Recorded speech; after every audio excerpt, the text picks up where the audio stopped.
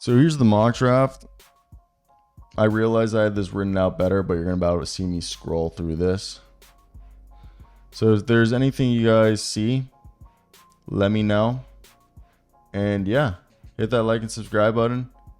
Do all that good stuff. If you guys want to stick around for me breaking this down for the next 20 minutes, enjoy. But yeah, ignore that last pick. But yeah, goodbye. Yo, what's going on, guys? And today we're doing my first mock draft of the year. If you guys want to see the written version of it, it's going to be on hoopshype.com.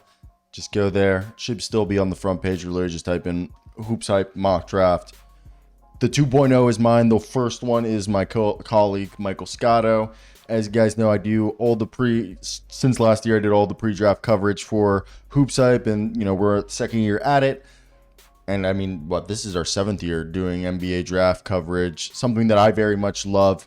And now that I'm doing my PhD in data analytics, I'm really trying to develop methodologies as part of my research into better my work and become just more efficient and have better, I guess, predictability without being reliant on, as other people are, as further get into this. So right now, these are going to be my preliminary scouting reports and everything. And the way we do these aggregate mock drafts is just how we take all 6 of the biggest ones and then we compile it, and that's how it goes. So this isn't like my true mock. I will have those come out later, but I think this is a good representation of what we should be expecting as we go through the season. So hit that like and subscribe button, and let's get right into today's video. Sorry for the ramble.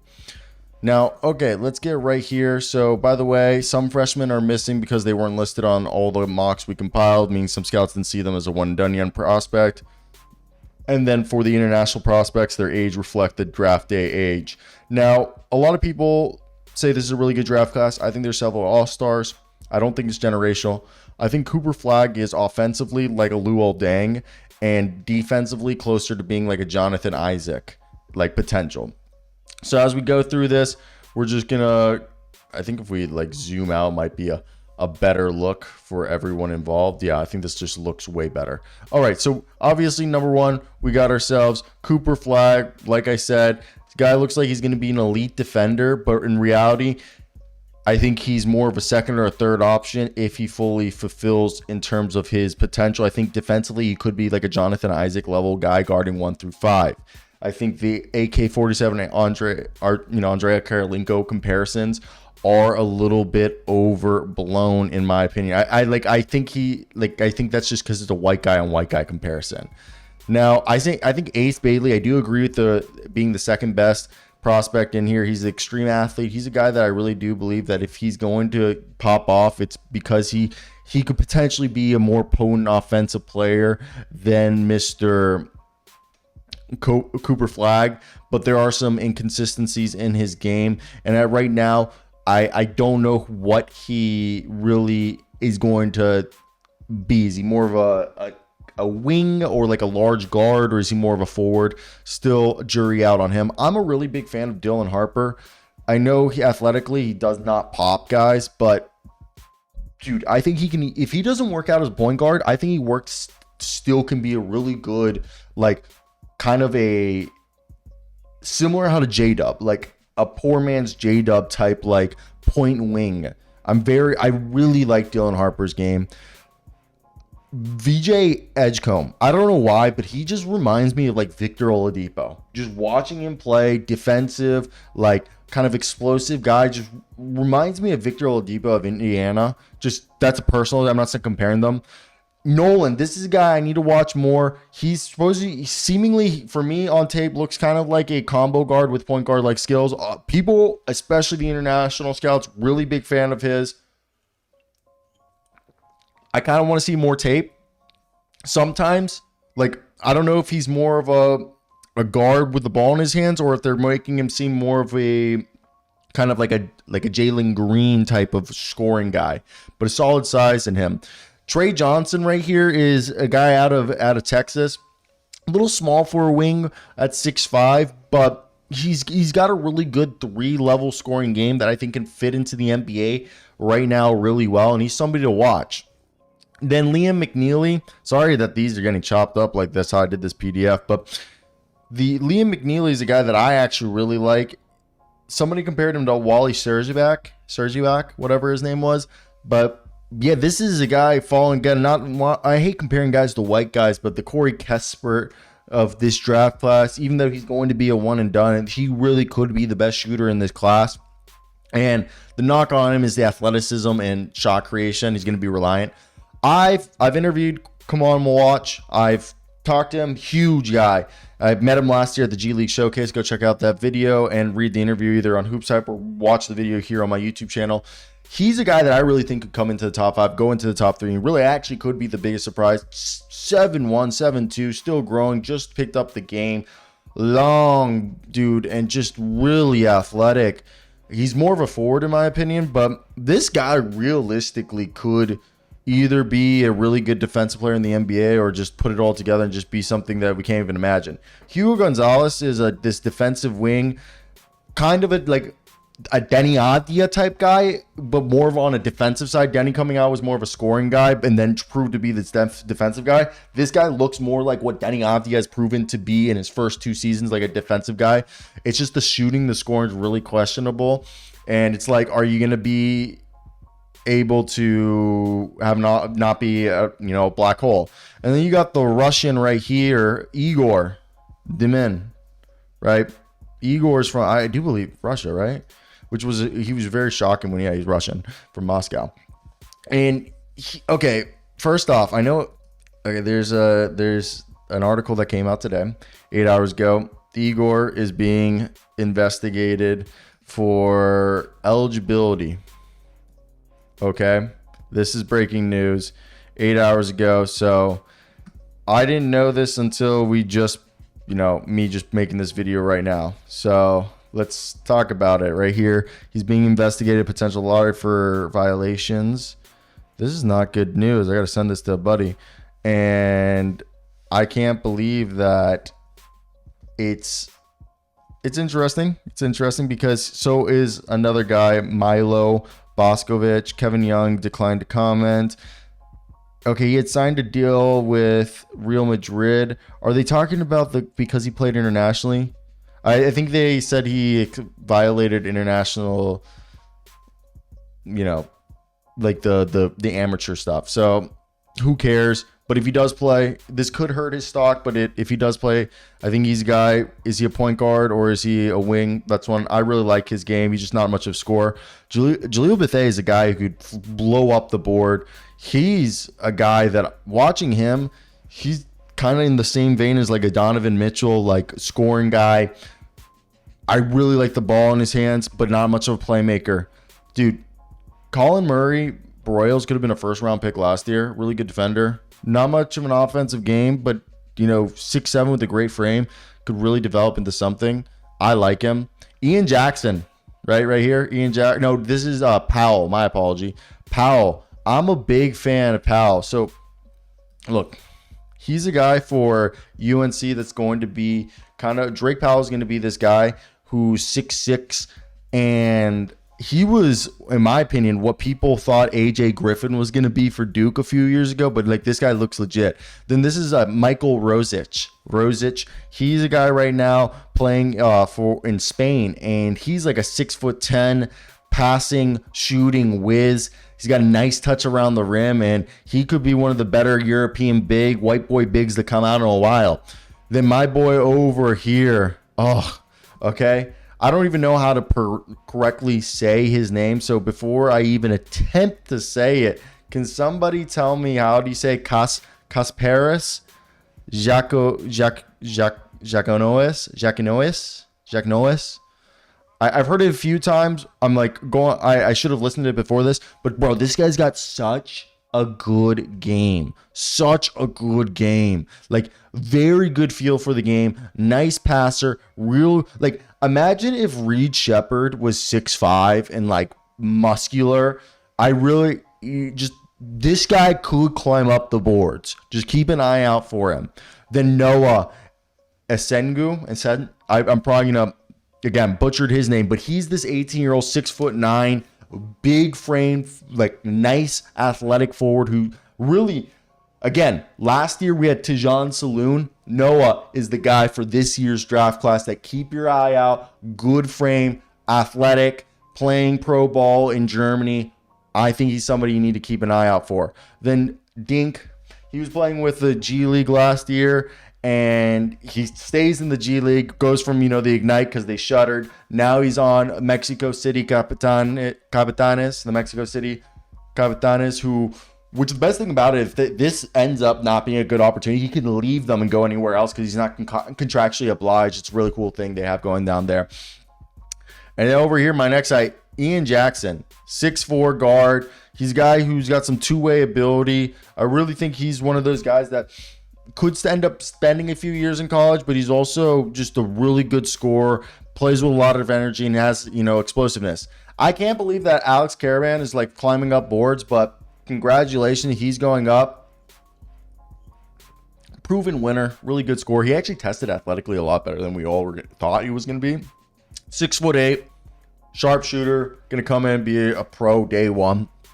I wouldn't touch him this early in the draft, and that's personally because, look, as much as I like Alex, I think the whole problem with him is that, it's really hard for me to sit here and be like, okay, I think this is just, an interesting way to look at it. So as we go through here, I think when we look at the next guy, which is going to be my big boy, Boogie Fland, who's with Arizona. And he's a guy that I think is another great basketball IQ, 6'1". He's kind of could be, again, we're going to just using, because recency bias is really good to give you guys a representation. He could be the Rob Dillingham 6'1", energy guard who kind of really is a really efficient, creative scorer that people are going to fall in love with. I've been a fan of Rocco Zakarski since I met his coach, Justin Scheffler. Either way, the Brisbane Bullets coach. I met him 2 years ago at the Summer League. Really nice guy. And he told me that this is another guy who could fly up the boards. He could be kind of like the Donovan Clingan of this draft class. Really mobile guy, shot blocking ability. The offensive game is a little raw, but that's to be expected. Then Kwame Evans Jr. was a guy that people were really high on when first came out, but obviously he's more of this defensive guy who we're still waiting for the three-point shot to come around. But looking at him right now, you kind of look at him kind of a similar way of a Jalen McDaniels, the two brothers in the league, kind of that similar frame that if the offensive game can come around, it could be something. And then Carter Bryant's this 6'8" wing forward who has the potential to be kind of he's still developing as a defender, but the scoring ability on the kid, he's got some shooting chops, and he's someone to, if he can bulk up the frame and show that he can be an option, he's someone who could sneak into the lottery. So then we look at Darion Reed. He's a forward who's more of just a front court player that Alabama's done such a good job of developing guys down there that he's someone who kind of reminds you of a little bit kind of like an Oz Reed, if I had to say. He's 6'8", but he plays way bigger than he really is. And for me, when I look at him, I think personally he's somebody that with more and more time is going to be able to just get better and better. But I do have some concern about him being kind of a tweener. That's more why he is in the back end, as he's capable of scoring on all three levels, but defensively I think he's still figuring it out. Next up, we got Isaiah Evans, who's a 6'7" wing who has some two-way ability. He's a little skinny, but I think if he can show that he can be this guy who can pass, dribble, shoot, and just be an efficient guy, he can kind of follow the same vein as either, I really think I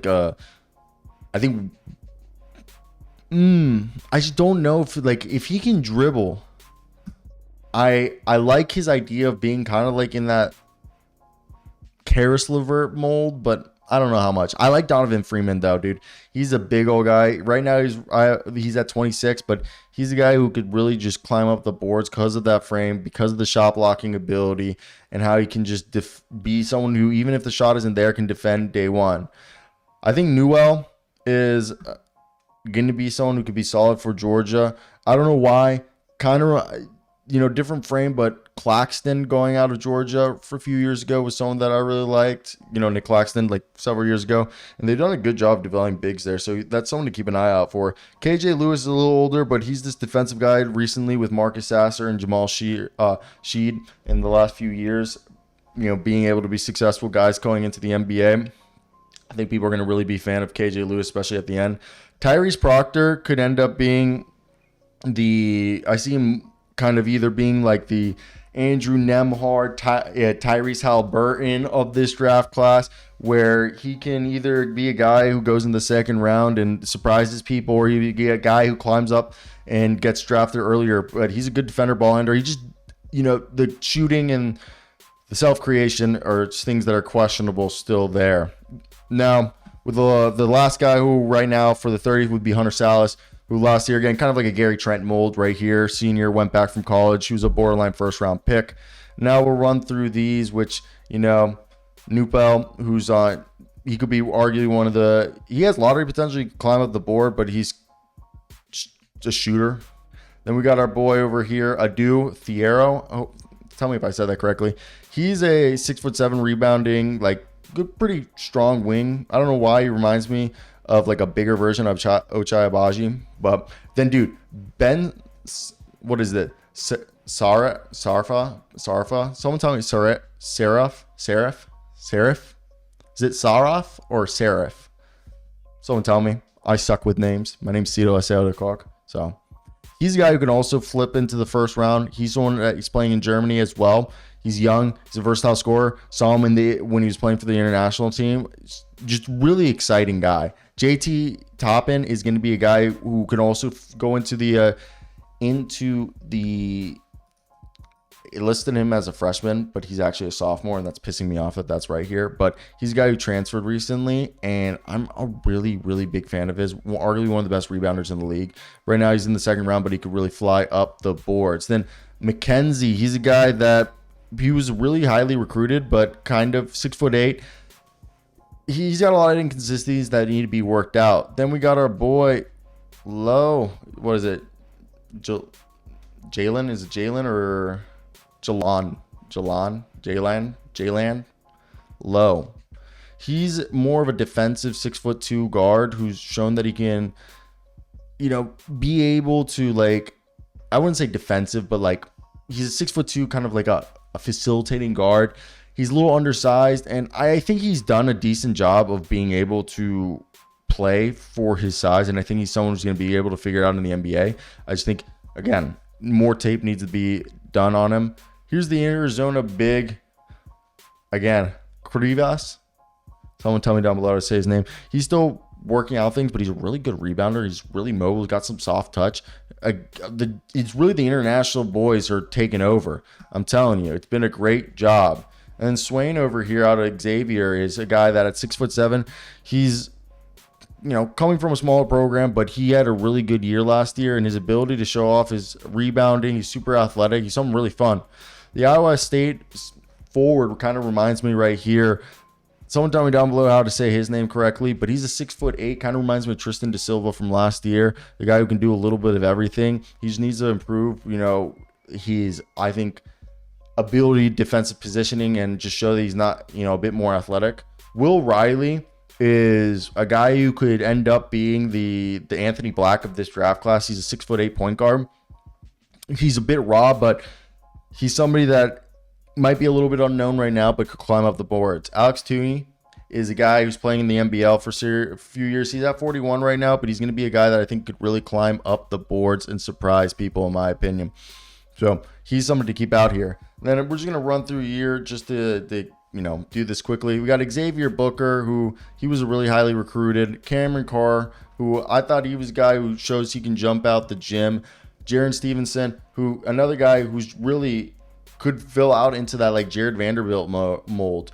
And you got over here Kanan Carlisle, who was another guy kind of like coming out of high school. People thought the lightning quick athleticism could translate. I think he kind of reminds me like a Dennis Schroeder. Dude, this man, ooh, I think he's a sleeper. People need to keep an eye out of him. Tyler Harris, he transferred from Portland. I saw his tape because I was looking at his teammate, I believe Robertson, who's now on the Sydney Kings. He's the guy to keep out for. 6'8". He's got this high shooting.